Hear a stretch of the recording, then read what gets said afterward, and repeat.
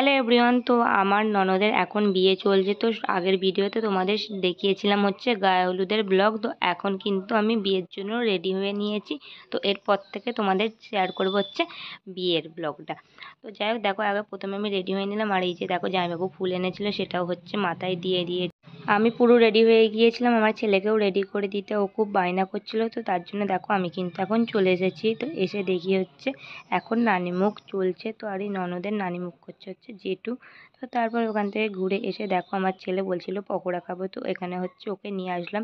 তো এসেই প্রথমে দেখো ওকে একটু পকোড়া খেলো, আমিও 1 প্লেট পকোড়া খেয়ে নিয়েছিলাম হচ্ছে স্প্রাইট। তো তারপর চলে আসলাম ফুচকার দিকে। আর এখন কিন্তু খুবই ফাঁকা ছিল, আর ফুচকাও কিন্তু আলুটা মাখা ছিল, রেডি করা ছিল না। সেই জন্য দেখো আমি কিন্তু একটু দাঁড়িয়েছিলাম। আর ফাঁকা বলেই কিন্তু আমি একটু তাড়াতাড়ি দেখো চলে আসলাম, কারণ ভিড় হয়ে গেলে না একটু ভালো লাগে না। তো ফাঁকায় ফাঁকায় সেই জন্য আমি দেখো এখন হচ্ছে ফুচকাটা খেয়ে নিয়েছিলাম। তো তারপর ফুচকা খাওয়ার পর দেখো বাইরের দিকে চলে আসলাম। আর এই যে দেখো বাইরের গেটটা হচ্ছে এরমভাবে।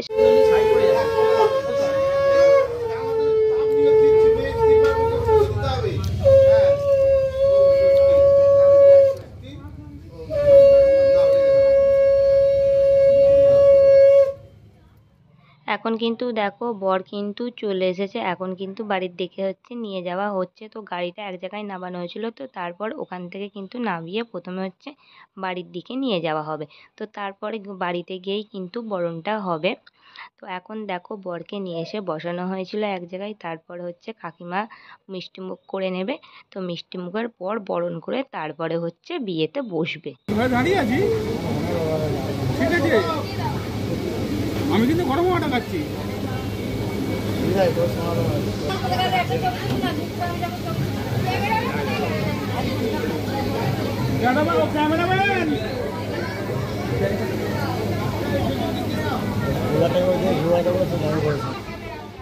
নতুন বর আসতে হচ্ছে, মেয়ের মা হচ্ছে নতুন জামাইকে মিষ্টিমুখ করিয়ে দিয়েছিল। তো এখন হচ্ছে কাকিমা দেখো বরণ করে নিচ্ছিল নতুন জামাইকে।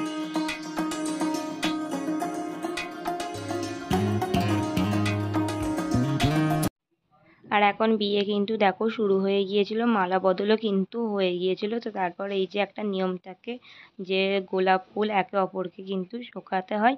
তো নাকের কাছে গিয়ে এই নিয়মটাই এখন কিন্তু হচ্ছিল। তো তারপর ওখান থেকে দেখো বাইরের দিকে আসলাম। তো এখন দেখো সবাই মিলে কিন্তু একসাথে এদিকে জড়ো হওয়া হয়েছে, ছবি তোলা হচ্ছিল।